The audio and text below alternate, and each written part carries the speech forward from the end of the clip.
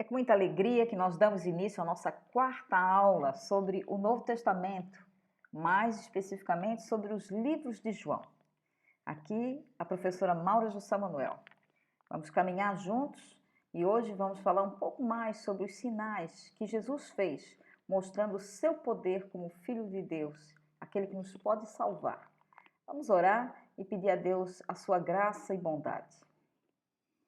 Amado Deus, mais uma vez, nós dependemos unicamente do Senhor para abençoar, Senhor Deus, a mim, a tecnologia e aos alunos, para que aquilo que vamos estudar realmente faça diferença nas nossas vidas. Nós te agradecemos no nome de Jesus. Amém. Muito bem, eu estou muito agradecida a Deus, porque é uma oportunidade ímpar. Estamos a estudar os livros de João, livros tão preciosos. Começamos com o Evangelho de João, mas ainda vamos caminhar com as cartas, primeira, segunda e terceira carta de João, e finalmente vamos concluir com o Apocalipse. Na aula de hoje, nós queremos avançar um pouco mais. Como sabem, isso é, na verdade, um estudo bem panorâmico, porque o nosso tempo é muito curto, temos apenas 16 aulas nesse módulo inteiro. Nós falamos no encontro anterior acerca de alguns sinais que mostram que Jesus é o Filho de Deus. São 7 no total. Nós falamos sobre a transformação de água em vinho, no capítulo 2, mostrando o poder de Jesus sobre a matéria. Falamos também sobre a cura do filho do oficial do rei. E ali vimos que Jesus tem poder à distância. Ele nem precisa ir até um lugar, está fisicamente ali para que realmente ele cure. Ele pode agir através das nossas orações, mesmo que nós estejamos longe da pessoa pela qual nós estamos a orar. Falamos sobre a cura do paralítico do tanque. Aquele tanque de Betesda onde um homem jazia já por 38 anos. Então, vimos que Jesus tem poder sobre o tempo. Não há nada que demorou demais, não há nada que seja prolongado demais que Jesus não possa resolver. Falamos da multiplicação dos pães e vimos também que Jesus tem poder acima dos números. Mesmo quando os homens dizem não dá, Deus pode reverter isso e fazer milagrosamente com que as coisas se multipliquem. Dá. Falamos também sobre o milagre quando Jesus anda sobre o mar. E vimos que quem controla a natureza é Jesus, porque Ele é o Criador, Ele criou todas as coisas, Ele criou as leis, Ele também pode quebrá-las se Ele assim o quiser. Então, hoje vamos dar sequência a outros 2 sinais, são 7. Esse é o 6º sinal. Vamos falar sobre o poder de Jesus sobre as doenças incuráveis.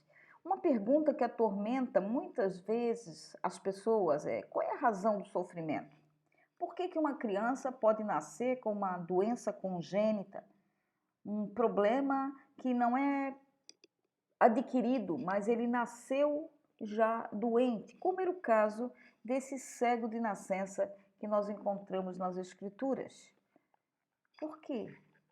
Por que isso aconteceu comigo ou com o meu filho?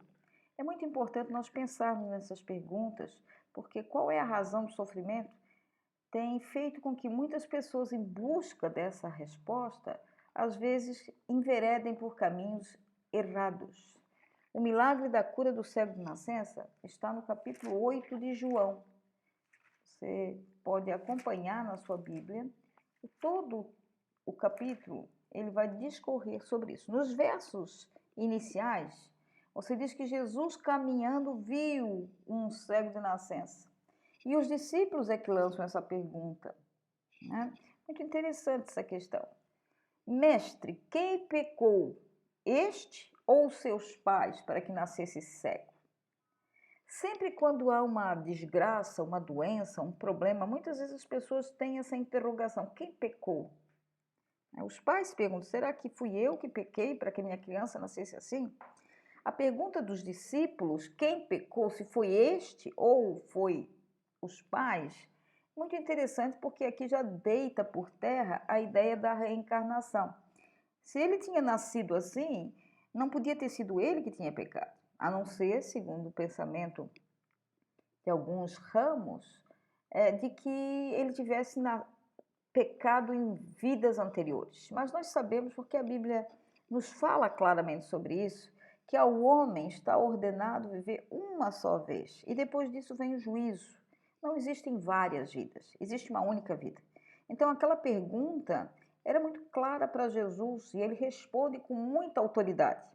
Nem ele pecou, nem os seus pais pecaram, mas isso aconteceu para que se manifestasse nele as obras de Deus. João capítulo 9, os versos 2 e 3. Muitas vezes Deus permite uma situação como essa, uma doença, um problema congênito, alguma situação de sofrimento. Não porque ele tem prazer que as pessoas sofram, mas porque ele tem planos que nós desconhecemos. Deus é soberano, ele tem o controle absoluto de tudo. Então, a nossa primeira reação é tentar buscar culpados. Naturalmente, há doenças adquiridas que é por culpa da ação do homem, isso não há dúvida. Uma pessoa, por exemplo, que tem o vício de beber muito, ele pode provocar um problema no fígado e ele não vai dizer que isso foi para que a glória de Deus se manifestasse. Ele está a colher uma consequência da sua escolha. Mas aqui nós estamos a falar de um cego de nascença. Ele nasceu cego. E essa interrogação era o que os discípulos faziam e talvez aquele próprio homem fizesse a si próprio. É interessante porque a Bíblia diz que quando eles se encontram, Jesus cuspiu na terra, faz lodo com saliva, aplica nos olhos do cego e diz: vai, lava-te no tanque de Siloé, que quer dizer enviado. E ele foi, lavou-se e voltou a ver. Isso está nos versos 6 a 7. Muito interessante isso, porque isso exigia dele um passo de fé. Se ele achasse que tudo aquilo era uma bobagem, que aquele homem não tinha poder nenhum, quando foi colocado aquela lama, aquele matope nos olhos, ele jamais iria. Imagina se submeter àquilo e ainda ter que caminhar até o tanque de Siloé. Então, isso exigia, com certeza, um passo de fé. Toda a cura que Deus manifesta, segundo a vontade dele, porque ele não cura todas as pessoas. Ele cura as pessoas a quem ele deseja. Exige, sim, sempre um passo de fé. Aquele homem tinha que exercitar a sua fé. Milagre feito. Jesus mostra que tem poder, mesmo sobre aquilo que parece que não tem mais solução, porque é uma doença congênita. E aí, quando vem uma doença, muitas vezes nós pensamos na morte, porque curar quando alguém ainda está quase a morrer ou está com uma doença grave é uma coisa. Ressuscitar alguém parece que é a coisa mais difícil que pode existir. Então nós vamos ver no último milagre que João selecionou a ressurreição de Lázaro. É interessante, como já disse anteriormente, Jesus fez outras ressurreições, não foi a única esta. Ele ressuscitou o filho da viúva de Naim, ele ressuscitou a filha de Jairo, mas aqui você percebe que ele escolheu uma pessoa que foi ressuscitada por Jesus e ele conta os detalhes de toda a situação. Isso está no capítulo 11 e você percebe a relação muito próxima que Jesus tinha com essa família. Eram 3 irmãos, Maria, Marta e Lázaro. A Bíblia diz que Deus amava muito a essa família. Eles viviam em Betânia. É interessante porque quando adoece o nosso personagem Lázaro, a Bíblia diz que Maria e Marta ficam tão preocupadas que elas mandam avisar Jesus. Elas estão preocupadas e se Jesus chegar a tempo, certamente pode salvar o nosso irmão. Mas o problema é que diz que mesmo quando Jesus ouve, ele atrasa-se de propósito. Se você ler o capítulo 11, você vai perceber que ele diz, mesmo tendo ouvido, ele se atrasa por 3 dias. Ele diz porque já sabia aquilo que ele queria fazer. Nada acontece por acaso, Jesus tem seus planos. E na verdade, quando ele chega, era um desespero total, porque Lázaro já tinha sido colocado no túmulo. Lázaro, segundo o texto, já cheirava mal. Mas é tão interessante perceber como Jesus, no seu poder maravilhoso, ele vai trazer à vida aquele que estava morto. Vencer a morte. Esse é o maior poder que Jesus poderia demonstrar. Ele tinha feito tantos outros milagres, tantos outros sinais, mas ninguém jamais podia fazer o que Jesus estava fazendo. A morte é o último inimigo a ser vencido. Em 1 Coríntios, Paulo diz isso. Como nós um dia, todos nós, a não ser que Jesus venha nos arrebatar antes disso, né? Mas todos nós vamos enfrentar a morte. A morte está destinada a todos os homens. Mas é interessante como em 1 Coríntios capítulo 15, Paulo lança uma pergunta fundamental. Ele diz: morte, onde está a tua vitória? Onde está o teu aguilhão? Eu gosto de pensar nessa expressão porque aguilhão significa um ferro que fere. E a morte realmente nos fere. A morte traz dor. A morte traz dor aos que ficam. E mesmo todos nós, quando experimentamos essa situação, não é uma situação fácil, porque nós não fomos feitos para morrer, nós fomos feitos para viver. Mas, quando temos esperança em Jesus, nós podemos olhar a morte nos olhos e perguntar: morte, onde está a tua vitória? Mesmo que aparentemente nós parece que estamos sendo derrotados pela morte, assim como Lázaro, parece que a situação estava perdida. Mas como cremos em Jesus, nós temos a vida eterna. A morte se transforma em vida. Muito bom pensar sobre isso, porque Jesus, ele diz isso às mulheres, tanto a Maria quanto a Marta, que elas podiam confiar que ele havia de ressuscitar o irmão delas. Só que a resposta que elas dão é: sim, sabemos que um dia o Senhor vai ressuscitar, lá no final. Mas Jesus queria fazer aquele milagre naquele momento, trazê-lo à vida naquele instante. Ele diz no verso 25: eu sou a ressurreição e a vida. Quem crê em mim, ainda que esteja morto, viverá.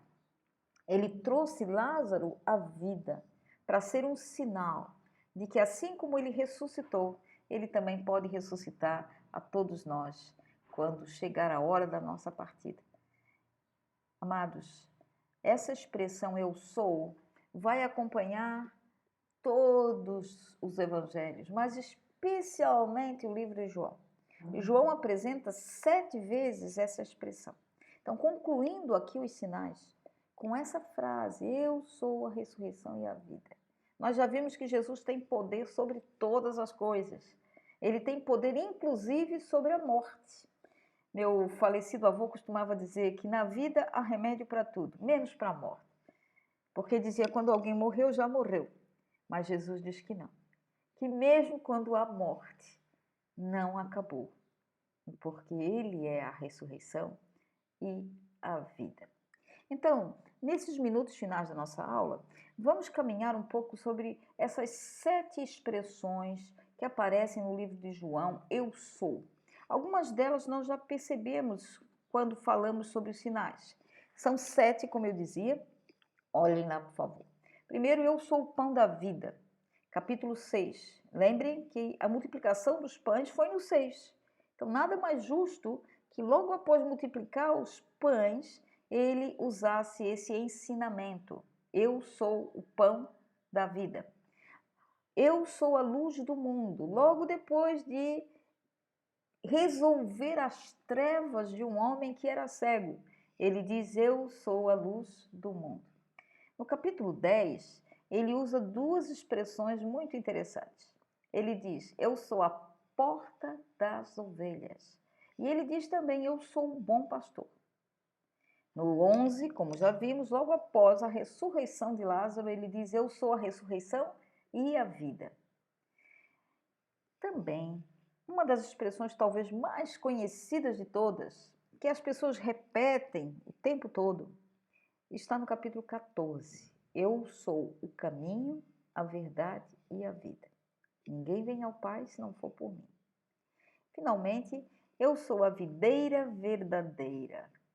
Então, vamos rapidamente passar por cada uma dessas expressões e eu gostaria que você aprofundasse isso através dos seus estudos em casa, mas vamos panoramicamente pensar em cada uma delas. A primeira expressão é eu sou o pão da vida, capítulo 6, verso 35 e depois no verso 51. Já vimos aqui, já comentamos, que o pão é o símbolo da alimentação em geral, em qualquer lugar do mundo, mesmo que as pessoas não tenham outras refeições, o pão é algo básico, conhecido em muitas partes do mundo, de formas diferentes de fazer. Mas o que estamos a dizer aqui é que Jesus é tudo aquilo que nós precisamos para viver, para a nossa vida, nossa subsistência, não só carnal, mas espiritual. Nós precisamos de Jesus. Jesus é o que eu preciso para viver. Jesus é a luz do mundo. Nós vimos que o mundo estava em trevas e João disse isso no início, lembram isso, né? Ele falou logo no primeiro capítulo. Jesus é a luz do mundo. No mundo em trevas, Jesus vem para trazer a luz. Ele é a luz. Nós vimos também isso no capítulo 8, logo depois que Jesus cura aquele cego. Aquele cego não sabia para onde andava. Ele estava num mundo de escuridão, tendo que ser conduzido por outros. O mundo que nós vivemos, ele jaz no maligno, como diz as Escrituras. Quer dizer, ele está em trevas. As pessoas estão cada vez mais perdidas, sem saber para onde vão. Mas Jesus é a luz do mundo. Jesus é aquele que pode nos mostrar a direção. No capítulo 10, nós temos duas expressões muito interessantes. Ele diz, eu sou a porta das ovelhas, capítulo 10, verso 7 e depois o verso 9. E ele também diz que ele é o bom pastor. É muito interessante pensar que havia uma porta específica para que as ovelhas entrassem. Também a ideia de que Jesus é essa porta que conduz a algum lugar, toda porta conduz a algum lugar. Para entrarmos no reino de Deus, para entrarmos nessa presença do Todo-Poderoso, Jesus é a porta. A porta das ovelhas, as ovelhas tinham um caminho, elas tinham que entrar por aquela porta. E tinha que haver também muito cuidado, preocupação. Se você ler todo o capítulo 10, ele é muito rico, porque ele vai fazer uma comparação de que há algumas figuras, algumas parábolas aí no meio. Quando Jesus fala de que o pastor cuida das ovelhas, ele fica no curral das ovelhas a proteger as ovelhas. E ele entra pela porta, ele chama as ovelhas pelo nome. Mas ele fala também de um outro personagem. Ele fala acerca do ladrão e do salteador. Aquele que, na verdade, não entra pela porta, ele entra por cima. Ele entra no curral das ovelhas de uma forma clandestina, com o objetivo de roubar, matar e destruir, é o que diz João. Ele diz que o ladrão veio para isso. Essa figura, naturalmente, estamos a falar de Satanás. Jesus veio para dar vida, vida em abundância. Jesus veio para cuidar das ovelhas, para conduzir as ovelhas até o pasto verdejante. Isso liga muito com o Salmo 23, né? Ele é o bom pastor e nada nos faltará. O pastor cuida das ovelhas, protege as ovelhas do mal. Então nós não precisamos ter medo algum, porque Jesus é o nosso pastor. E quando se infiltra neste mundo o ladrão, o salteador que é Satanás, nós não precisamos temer jamais, porque Jesus é o nosso protetor, o nosso bom pastor, aquele que vai nos defender de qualquer mal e de qualquer perigo. Ele termina o capítulo 11, logo depois de falar acerca da ressurreição de Lázaro, com essa expressão maravilhosa, eu sou a ressurreição e a vida.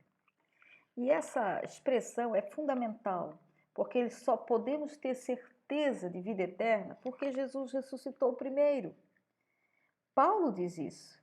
Ele diz que aqueles que não têm esperança de vida eterna, eles são os mais infelizes de todos os homens. Eu sou a ressurreição e a vida. Jesus venceu a morte e é por isso que nós podemos também ter certeza de que um dia seremos ressuscitados com Ele. João capítulo 14, verso 6, como eu já disse anteriormente, talvez seja uma das expressões mais conhecidas entre as eu sou. Eu sou o caminho, a verdade e a vida. Ninguém vem ao Pai senão por mim. É interessante que é um artigo bem definido. Eu sou o caminho. Existe o artigo indefinido, como nós aprendemos no português, um caminho. Quando eu digo um caminho, uma verdade, uma vida, estamos a dizer que existem várias outras, vários caminhos, várias verdades. Cada um escolhe o que quer. Para chegar a Deus, não existem vários caminhos. Existe um único caminho. E esse caminho é Jesus. Ninguém vai a Deus se não for através do seu Filho Jesus. Não é através de boas obras, não é através de nenhum outro líder religioso, não é através de uma religião, não é através de um batismo. Ir a Jesus para que Ele lhe conduza até o Pai. Ele é o caminho. Caminhar por Ele, caminhar com Ele. Então essa é a grande verdade. Não existem outras verdades.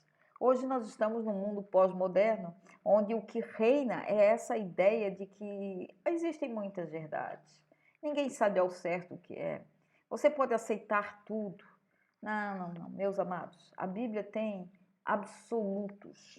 E um dos absolutos é: a verdade é que o único caminho para Deus é Jesus Cristo. Existem valor em outros grupos? Sim, nós não estamos desmerecendo grupo algum. O que nós estamos a dizer é que Jesus é o caminho, Jesus é a verdade, a palavra de Deus é a verdade e a vida, porque só temos vida eterna através de Jesus. Ele termina naturalmente, e é muito importante essa questão de percebermos que quando ele quer concluir todos essas expressões eu sou, ele usa uma daquelas que de fato toca muito ao nosso coração. Ele fala acerca da videira verdadeira. Eu gosto dessa expressão porque meu pai tem uma videira na sua casa. E a videira é uma parreira de uva. Então, nessa parreira de uva, o que a gente observa é que ela não é um tipo de plantação que não é uma árvore. Na verdade, é como se fosse uma trepadeira. Ela vai crescendo através dos seus galhos que vão se espalhando e crescendo, e muitas vezes você tem que colocar estacas, criar um espaço para que os galhos possam se espalhar. Eu gosto dessa imagem, talvez possa perceber um pouco mais. Os galhos vão se espalhando e à medida que se espalham, os frutos vão aparecendo. E meu pai faz esse processo de ano após ano, podar a videira, a parreira de uva, cortar os galhos. Ela fica pequena porque ele corta todos os galhos. Tem que saber cortar. Quando corta, no ano seguinte, os frutos são ainda maiores, são mais abundantes. E é isso que Jesus diz, que ele é a videira verdadeira e o Pai é o agricultor. E ele diz assim também, que às vezes ele poda, ele corta para que haja mais fruto. Muitas vezes nós passamos por situações, nós não percebemos o que Deus está a fazer, mas a verdade é que Ele está a cortar algumas das nossas arestas para que a gente possa frutificar ainda mais. Eu sou. 7 expressões eu sou. Na próxima aula, nós vamos então concluir essa parte do livro de João e vamos falar sobre a semana mais importante da história do mundo. vamos falar sobre a semana da morte e da ressurreição de Jesus. Então, já falamos sobre os sinais, nós já falamos sobre quem é Jesus, nas expressões eu sou. E na próxima aula, então, vamos falar sobre a sua morte e ressurreição e aquilo que ele fez para que você e eu pudéssemos ter a vida eterna. Então, que Deus nos abençoe e na próxima semana estaremos juntos para concluir essa primeira parte, essa unidade inicial do nosso estudo, que é o Evangelho de João. Começando depois, então, as cartas de 1ª, 2ª e 3ª João e vamos concluir com o livro de Apocalipse. Deus nos abençoe. Tenha uma boa semana na presença de Deus, experimentando tudo isso que nós falamos. Que o Senhor nos abençoe e nos guarde. Amém?